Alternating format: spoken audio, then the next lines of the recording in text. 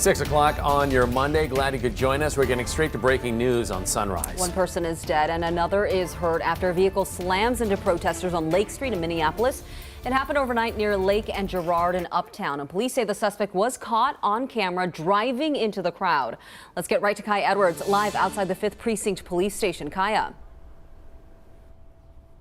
Gia, Chris, good morning. We were just in that area, and right now about a dozen people are there blocking off the road. Now, last night, dozens more people were there protesting U.S. Marshals shooting and killing Winston Smith earlier this month.